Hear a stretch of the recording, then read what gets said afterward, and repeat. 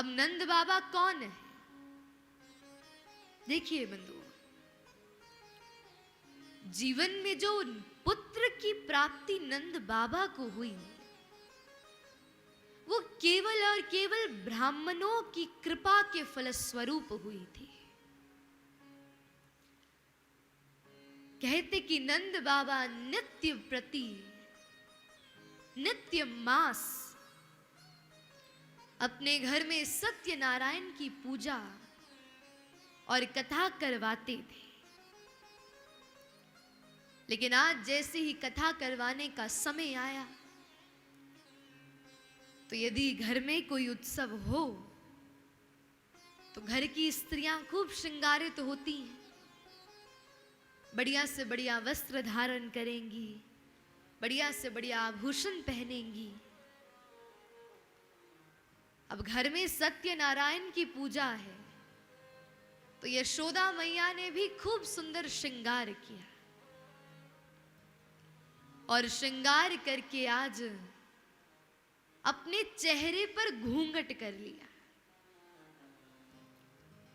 अब समस्त ब्राह्मण जब बैठे थे ध्यानस्थ होकर, तो जैसे ही यशोदा मैया आई तो ब्राह्मणों ने विचार किया कि ये घर की वधू होगी, और वधू जानकर आज ब्राह्मणों ने यशोदा मैया को आशीर्वाद दे दिया और क्या कहा? सौभाग्यवती भव और पुत्रवती भव। देखिए, भगवान गोवर्धन का 56 प्रसाद बाद में लगा लीजिए। अभी कृपया कर सब बैठकर कथा श्रवण करिए।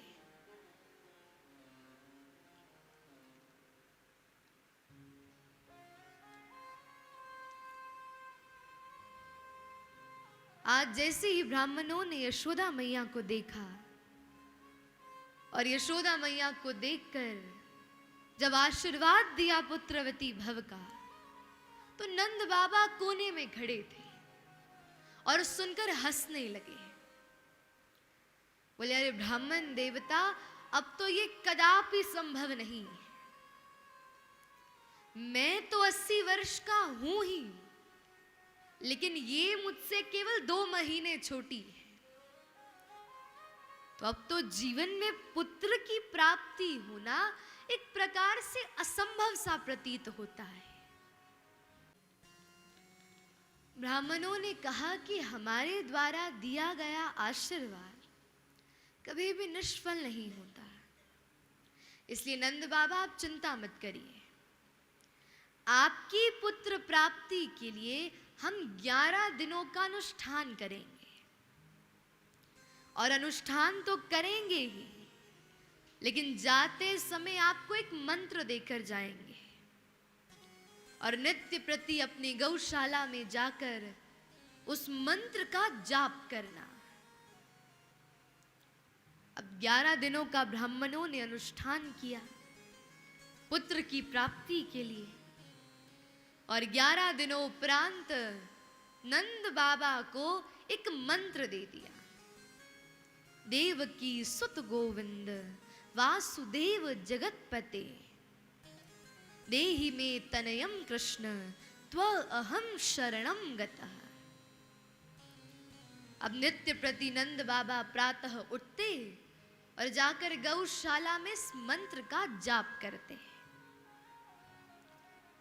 लेकिन इतना समय व्यतीत हो गया जाप करते करते, और कोई भी पुत्र की प्राप्ति अभी तक कोई सूचना नहीं मिली।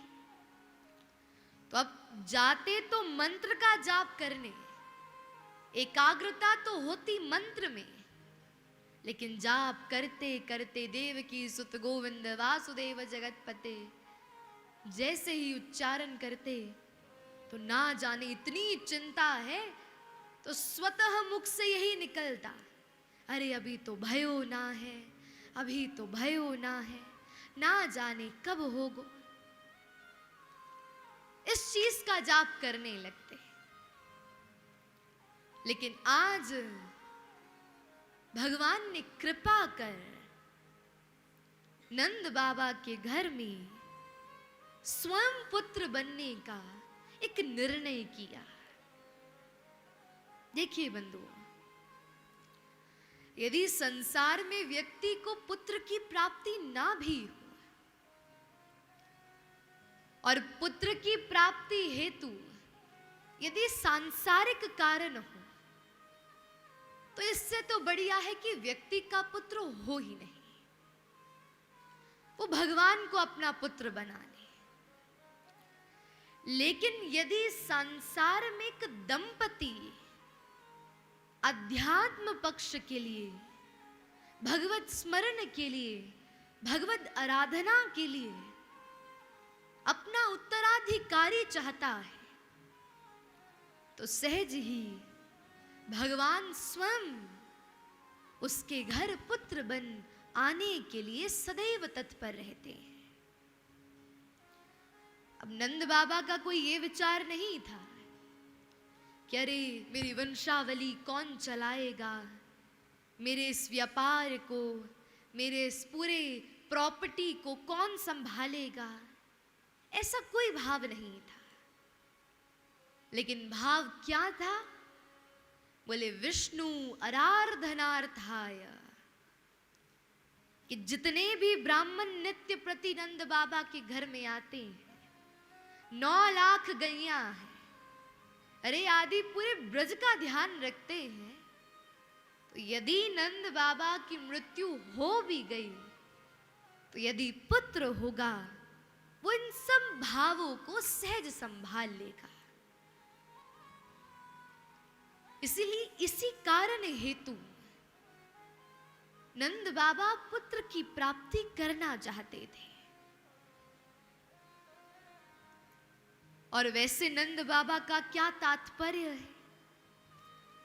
बोले नंदयति लोकान यह स नंद, जो प्रत्येक व्यक्ति को अपनी क्रियाओं से आनंद दे, किसी को किसी भी प्रकार से कष्ट की अनुभूति ना होने दे। और यशोदा कौन है? बोले यशम ददाती या सा यशोदा, जो स्वतः तो संसार में सारे कार्य कर लेगी, लेकिन उन कार्यों का श्रेय केवल और केवल किसी अन्यत्र व्यक्ति को दे देगी। ऐसी है यशोदा। और ऐसे नंद बाबा और यशोदा मैया के घर आज एक पुत्र ने जन्म लिया है।